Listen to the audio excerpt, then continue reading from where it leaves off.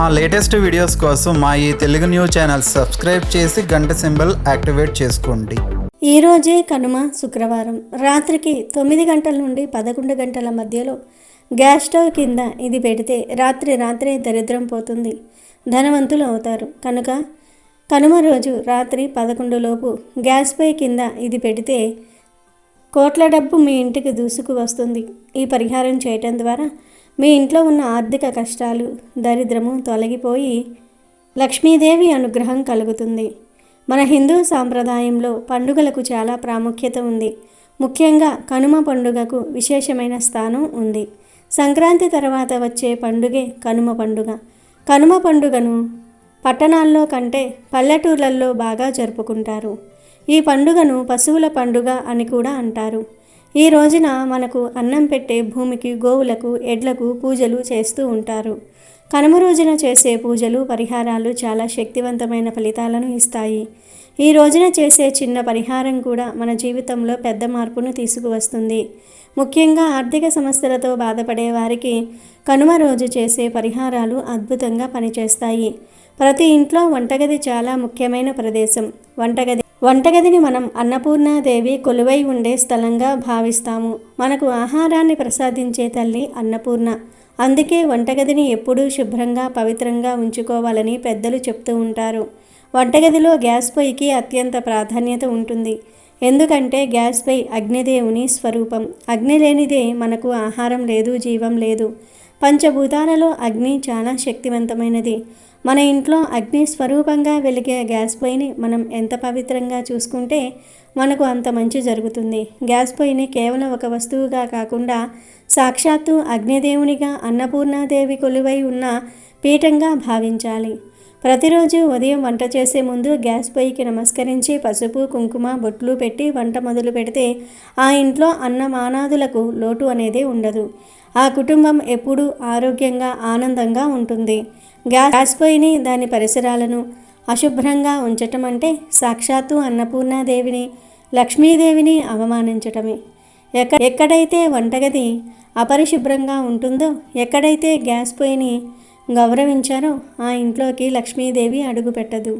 అందుకే కనుమ వంటి పవిత్రమైన రోజున గ్యాస్ పొయ్యికి సంబంధించిన ఈ చిన్న పరిహారం చేయటం వల్ల మన ఇంట్లో ఉన్న సకల దరిద్రాలు తొలగిపోయి అష్టైశ్వర్యాలు సిద్ధిస్తాయి.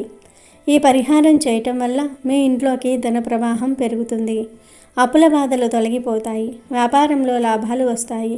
ఉద్యోగంలో ప్రమోషన్లు లభిస్తాయి. ఇంట్లో శుభకార్యాలు జరుగుతాయి. కుటుంబ సభ్యుల మధ్య సఖ్యత పెరుగుతుంది. మొత్తం మీద మీ జీవితం ధనధాన్యాలతో, సుఖ సంతోషాలతో నిండిపోతుంది. మరి కనుమ రోజు రాత్రికి గ్యాస్ స్టవ్ కింద ఏం పెట్టాలో తెలుసుకుందాము. ఫ్రెండ్స్, ముందైతే మా వీడియో నచ్చితే లైక్ చేసి షేర్ చేయండి. అలాగే మా ఛానల్ని కూడా సబ్స్క్రైబ్ చేసుకుని మాకు సపోర్ట్ చేయండి. ఇక వీడియోలోకి వస్తే, ఈ శక్తివంతమైన పరిహారాన్ని కనుమ రోజు రాత్రి 9 గంటల నుండి 11 గంటల లోపు చేయాలి. ఈ పరిహారం చేయడానికి కావలసిన వస్తువులు చాలా సామాన్యమైనవి, కానీ అత్యంత శక్తివంతమైనవి. ఒక చిన్న స్టీల్ లేదా వెండి ప్లేటు, కొన్ని నల్ల ఆవాలు, చిటికెడు పసుపు, చిటికెడు కుంకుమ, 1 రూపాయి బిళ్ళ. నల్ల ఆవాలు ఇవి ప్రతికూల శక్తులను, నరదృష్టిని, ఆర్థిక అడ్డంకులను తొలగించటంలో అద్భుతంగా పనిచేస్తాయి. తాంత్రిక శాస్త్రంలో నల్ల ఆవాలకు చాలా ప్రాముఖ్యత ఉంది. ఇవి మన చుట్టూ ఉన్న నెగిటివ్ ఎనర్జీని గ్రహించి మనకు రక్షణ కవచంలా పనిచేస్తాయి. పసుపు, కుంకుమ ఇవి 2 సౌభాగ్యానికి, శుభానికి చిహ్నాలు. పసుపు గురుగ్రహ అనుగ్రహాన్ని అందిస్తే, కుంకుమ సాక్షాత్తు లక్ష్మీదేవి స్వరూపం. ఈ రెండింటిని ఉపయోగించడం వల్ల మన ఇంట్లోకి పాజిటివ్ ఎనర్జీ, ఐశ్వర్యము ఆకర్షింపబడతాయి. రూపాయి కాయిన్ ఇది ధనానికి ప్రతీక. రూపాయిని ఉంచి పూజ చేయటం ద్వారా మన ఆర్థిక పరిస్థితి మెరుగుపడాలని, ధన ప్రవాహం పెరగాలని మనం కోరుకున్నట్లు అవుతుంది. పరిహారం చేసే విధానం చూద్దాం. కనుమ రోజు రాత్రి మీ వంటగదిని శుభ్రంగా, గ్యాస్ స్టవ్ను పూర్తిగా శుభ్రం చేయండి. నీటితో శుభ్రంగా కడిగి పొడి బట్టతో తుడవండి. గ్యాస్ స్టవ్కు పసుపు, కుంకుమ, బొట్లు పెట్టండి. అగ్నిదేవుడికి, అన్నపూర్ణాదేవికి మనసులో నమస్కరించుకోండి. ఇప్పుడు మీరు తీసుకున్న ప్లేట్లో కొన్ని నల్ల ఆవాలు వేయండి. దానిపై చిటికెడు పసుపు, చిటికెడు కుంకుమ చల్లండి. ఆ తర్వాత రూపాయి కాయిన్ ఆ ప్లేట్లో ఉంచండి. ఆ ప్లేట్ను గ్యాస్ స్టవ్ కింద ఎవరికీ కనిపించిన విధంగా వెనుక వైపుకు నెట్టి పెట్టండి. గ్యాస్ స్టవ్కు కింద ఖాళీ లేకపోతే స్టవ్కు వీలంత దగ్గరగా కింద నేల మీద పెట్టండి. ఇలా పెట్టిన తర్వాత మనసులో లక్ష్మీదేవిని, అన్నపూర్ణాదేవిని ప్రార్థించండి. తల్లి, మా ఇంట్లో ఉన్న ఆర్థిక కష్టాలను, దరిద్రాన్ని తొలగించి మాకు అష్టైశ్వర్యాలను ప్రసాదించు. మా ఇల్లు ఎప్పుడూ ధనధాన్యాలతో నిండి ఉండేలాగా అనుగ్రహించు అని మనస్ఫూర్తిగా వేడుకోండి. రాత్రంతా ఆ ప్లేట్ను అక్కడే ఉంచాలి. ఇక కనుమ మరుసటి రోజు ఉదయం స్నానం చేసిన తర్వాత గ్యాస్ స్టవ్ కింద పెట్టిన ప్లేట్ను తీయండి. ఆ ప్లేట్లోని నల్ల ఆవాలు, పసుపు, కుంకుమను ఒక చిన్న కాగితంలోనికి తీసుకొని దానిని ఎవరూ తొక్కని ప్రదేశంలో, అంటే ఏదైనా చెట్టు మొదట్లో వేయండి. ఇంకా మంచి ఫలితాల కోసం పారే నీటిలో, అంటే నది లేదా కాలువలో కలిపేయటం ఉత్తమం. ఇక ప్లేట్లోని రూపాయి కాయిన్ని తీసుకొని మీ దగ్గరలో ఉన్న గుడి హుండీలో వేయండి, లేదా ఎవరైనా పేదవారికి దానం చేయండి. ఇలా చేయటం వల్ల మీరు ఇచ్చిన దానికి 100 రెట్ల పుణ్యం, ధనం మీకు తిరిగి వస్తుంది. మన సనాతన ధర్మంలో చెప్పబడిన అనేక పరిహారాలు, పూజలు చూసినప్పుడు కొన్నిసార్లు వాటికి చాలా ఖర్చు అవుతుంది, లేదా వాటిని ఆచరించే విధానం చాలా క్లిష్టంగా ఉంటుంది. అలాంటివి చూసి సామాన్యులు ఇవన్నీ మనం చేయగలమా అని నిరుత్సాహపడుతూ ఉంటారు. కానీ మన ఋషులు, పెద్దలు అందరినీ దృష్టిలో ఉంచుకొని కొన్ని అత్యంత సులభమైన కానీ అమోఘమైన శక్తి కలిగిన పరిహారాలను కూడా మనకు అందించారు. అలాంటి వాటిల్లో ఈ కనుమ నాటి గ్యాస్ పొయ్యి పరిహారం ఒకటి. ఇది చూడడానికి చాలా సామాన్యంగా చిన్నదిగా అనిపించవచ్చు. కేవలం ప్లేట్లు, ఆవాలు, పసుపు, కుంకుమ, రూపాయి బిళ్ళ, ఇంతేనా? ఎంత చిన్న పని చేస్తే కోట్లు ఎలా వస్తాయి అని సందేహం కలగటం సహజం.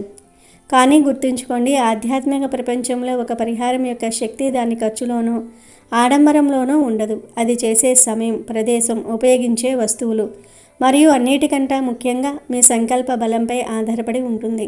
ఈ పరిహారం యొక్క శక్తికి 3 ముఖ్యమైన కారణాలు ఉన్నాయి. 1, కనుమ వంటి అత్యంత శక్తివంతమైన పండుగ. ఆ రోజున విశ్వంలోని సానుకూల శక్తి భూమిపైకి ప్రవహిస్తుంది.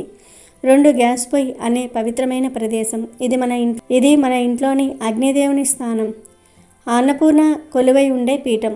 3వది నల్ల ఆవాలు, పసుపు, కుంకుమ వంటి దివ్యమైన వస్తువులు. ఈ మూడింటి కలయిక ఒక అద్భుతమైన శక్తిని సృష్టిస్తుంది. అయితే ఈ పరిహారానికి అసలైన ఇంధనం మీ నమ్మకం, మీ భక్తి. ఒక ఖరీదైన కారు ఉన్నా అందులో పెట్రోల్ లేకపోతే అది కదలదు. అలాగే మీరు ఎంత ఖచ్చితంగా ఈ పరిహారం చేసినా మీ మనసులో నమ్మకం, భక్తి అనేవి లేకపోతే పూర్తి ఫలితం రాదు. నమ్మకం అంటే గుడ్డిగా ఏదో చేయటం కాదు. నేను చేస్తున్న ఈ పని ద్వారా విశ్వశక్తి, దైవశక్తి నా జీవితంలోనికి ప్రవేశించి నా ఆర్థిక కష్టాలను తొలగిస్తున్నాయి అనే ప్రగాఢమైన విశ్వాసం. ఎలాంటి సందేహాలకు తావివ్వకుండా పూర్తి సానుకూల దృక్పథంతో ఈ పరిహారాన్ని ఆచరించాలి. నా జీవితం మారబోతుంది, నా కష్టాలు తీరబోతున్నాయి అనే సంకల్పంతో చేయాలి. మీరు ఈ పరిహారాన్ని పూర్తి భక్తి శ్రద్ధలతో చేసినప్పుడు మీ జీవితంలో ఆర్థికపరమైన అద్భుతాలు జరగటం గమనిస్తారు. అద్భుతం అంటే రాత్రికి రాత్రే మీ ఇంటి ముందు డబ్బు సంచులు వచ్చి పడతాయని కాదు. అద్భుతం అనేది ఒక పరివర్తన. మీ ఆలోచన విధానంలో మార్పు వస్తుంది. ఇప్పటి వరకు డబ్బుకు సంబంధించి మీలో ఉన్న భయం, ఆందోళన తొలగిపోయి ఒక ధైర్యము, ఆత్మవిశ్వాసము వస్తాయి. అనవసరమైన ఖర్చులు వాటంతటా అవే తగ్గిపోతాయి. డబ్బు నీళ్ళల్లా ఖర్చయిపోవటం తగ్గి పొదుపు పొందలవుతుంది. కావలసిన డబ్బు, ఎక్కడెక్కడో ఆగిపోయిన డబ్బు తిరిగి చేతికి అందే మార్గాలు తెరుచుకుంటాయి. మీరు చేసే ఉద్యోగంలో, వ్యాపారంలో కొత్త అవకాశాలు వస్తాయి. మీ శ్రమకు తగిన గుర్తింపు, ప్రతిఫలం దక్కటం మొదలవుతుంది. అప్పులు తీరడానికి ఊహించిన మార్గాల్లో ధన సహాయం అందవచ్చు. ఇవన్నీ ఒకదాని తర్వాత ఒకటి జరుగుతున్నప్పుడు మీకు అర్థమవుతుంది మీ జీవితంలో ఒక అద్భుతమైన పరివర్తన మొదలైందని. ఈ పరిహారం యొక్క అంతిమ లక్ష్యం కేవలం తాత్కాలికంగా డబ్బు సంపాదించటం కాదు, సాక్షాత్తు లక్ష్మీదేవిని మీ ఇంట్లో స్థిర నివాసం ఏర్పరచుకునేలాగా చేయటం. చంచల మనస్తత్వం గల లక్ష్మీదేవి ఒకచోట స్థిరంగా ఉండదు అంటారు. కానీ ఎక్కడైతే పవిత్రత, శుభ్రత, ప్రశాంతత, ధర్మబద్ధమైన నడవడిక ఉంటాయో అక్కడ ఆమె సంతోషంగా స్థిరంగా ఉంటుంది. ఈ పరిహారం మీ ఇంట్లోని దరిద్రాన్ని, నెగిటివ్ ఎనర్జీని తరిమికొట్టి లక్ష్మీదేవి అడుగు పెట్టడానికి కావలసిన పవిత్రమైన వాతావరణాన్ని సృష్టిస్తుంది. ఆ తర్వాత మీరు మీ అలవాట్లను మార్చుకుని ఇంటిని, వంటగదిని శుభ్రంగా ఉంచుకుంటూ ధర్మాన్ని పాటిస్తూ, అంటే వచ్చిన లక్ష్మీదేవి ఎప్పటికీ మీ ఇల్లు విడిచి వెళ్ళదు. మీ ఇంట్లో ధనానికి, ధాన్యానికి, సంతోషానికి, శాంతికి ఎప్పటికీ లోటు ఉండదు. కాబట్టి ప్రతి ఒక్కరూ నమ్మకంతో ఈ కనుమ రోజున ఈ శక్తివంతమైన పరిహారాన్ని ఆచరించండి. ఇది మీ జీవితంలో ఒక కొత్త ఆర్థిక అధ్యయనానికి నాంది పలుకుతుంది. మీ కష్టాలనే చీకట్లు తొలగిపోయి ఐశ్వర్యం అనే వెలుగు ప్రసరించటం ఖాయం. ఈరోజే కనుమ. ఈరోజే శివుడు నందీశ్వరుణ్ణి భూమి మీదకు పంపాడు. పూర్వం భూలోకంలో ఆవులు, ఎద్దులు ఉండేవి కావు. కైలాసంలో ఉండే శివుడికి వాహనంగా ఉండేది ఎద్దు. దానినే నందీశ్వరుడు అని పిలుచుకునేవారు. ఆవు ఎద్దుకు భార్య కదా, అందుకని అది కూడా అక్కడే ఉండేది. ఒకసారి ఏమైందంటే, బ్రహ్మదేవుడు మానవులందరినీ సృష్టించి భూలోకంలో ఈ మానవులంతా ఎలా జీవించాలో, వాళ్ళు పాటించవలసిన నియమాలు ఏమిటో నువ్వే చూసుకోవాలి ఈశ్వర అన్నాడు. దానికి ఈశ్వరుడు సరేలే, నేను ఆలోచించి చెప్తాను వాళ్ళందరికీ అని అన్నాడు. ఇక ఆనాటి నుంచి ఆయన శ్రద్ధగా ఆలోచించి మానవులంతా పాటించవలసిన నియమాలను ఒక్కొక్కటిగా తన వాహనమైన నందీశ్వరుడితో దండోరా వేయించసాగాడు.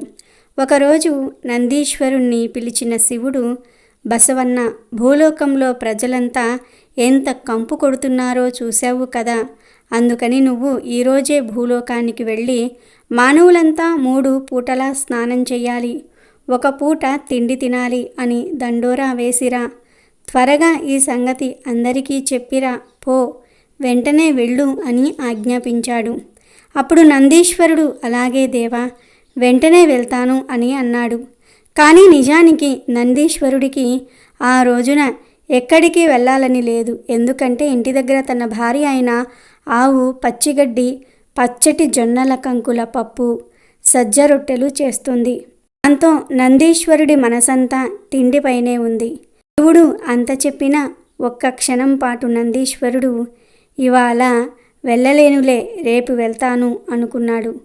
కానీ అది కుదరదు. శివుడాజ్ఞను నెరవేర్చాల్సిందే. సరే, ఏం చేస్తాం, త్వరగా వెళ్ళి భూలోకంలో ఈ చిన్న దండోరా వేసి వచ్చేస్తే సరి, హాయిగా మంచి భోజనం చేయవచ్చు అనుకుని వడివడిగా భూలోకం చేరాడు నందీశ్వరుడు. అందరూ వినండహో, శివాజ్ఞ, ఇది శివుడాజ్ఞహో. ఇక నుండి ప్రతి ఒక్కరూ 3 పూటలా తినాలహో, 1 పూట మాత్రమే స్నానం చెయ్యాలహో, అందరూ గుర్తుంచుకోండహో, ఇది శివుడాజ్ఞహో. దీనిని ఎవ్వరూ కూడా మీరరాదహో అని అరుస్తూ డప్పు కొట్టుకుంటూ తిరిగి అందరికీ చెప్పాడు నందీశ్వరుడు. ధ్యాసంతా తిండి మీద, ఇంటి మీదే. భార్య చేసిన వంట మీద ఉన్న నందీశ్వరుడికి తను చేసిన తప్పు కైలాసం చేరేదాకా తెలియనే లేదు. నందీశ్వరుడు కైలాసానికి వెళ్ళేటప్పటికీ కోపంగా చూస్తూ ద్వారంలోనే నిలబడి ఉన్నాడు శివుడు. ఆయన వెనుకగా నిలబడి దిగులుగా చూస్తుంది పార్వతమ్మ. చేతులు నలుపుకుంటూ ఆందోళన పడుతోంది ఆవు. ఏం జరుగుతుందో అర్థం కాక అయోమయంగా వారి వైపు చూశాడు నందీశ్వరుడు.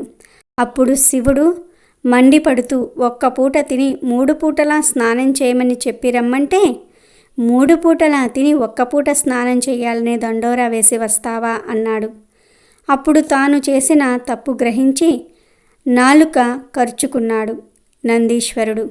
వెంటనే క్షమించండి దేవా అన్నాడు. దానికి శివుడు, క్షమించాలా? ఇది ఎంత పెద్ద తప్పో తెలుసా? దీన్ని ఇక ఎవ్వరూ మార్చలేరు. ఈ తప్పుకు నువ్వే బాధ్యత వహించాలి, తప్పదు అన్నాడు. అప్పుడు నందీశ్వరుడు, మీరు ఏం చేయమంటే అది చేస్తాను, సెలవియ్యండి స్వామి అన్నాడు. ఏముంది, మహా అయితే మళ్ళీ దండోరా వేసి రమ్మంటాడు, అంతే కదా, అంతగా అయితే భోజనం చేశాక వెళ్ళి చెప్పి రావచ్చు అని మనసులో అనుకుంటున్నాడు నందీశ్వరుడు. కానీ శివుడు నందీశ్వరుడితో, నువ్వు నీ భార్య బిడ్డలతో సహా శాశ్వతంగా భూలోకంలోనే ఉండు.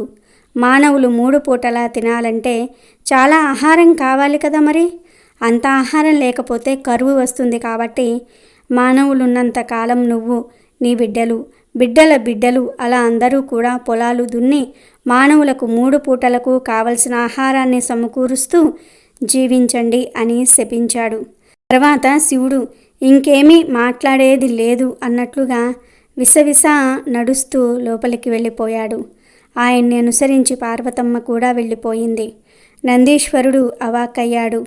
అయ్యో, మారిన శివాజ్ఞను శివుడు కూడా మార్చలేదే అనుకున్నాడు. ఆయన చేసేదేమున్నది? భార్య పెట్టిన భోజనాన్ని ఇష్టంగా తినేసి అటుపైన కాపురాన్ని భూలోకానికి తరలించాడు. అప్పటి నుండి నందీశ్వరుడు భూలోకంలోనే ఉంటూ పాపం మన పొలాలను దున్ని పంటలు పండిస్తూ ఉన్నాడు.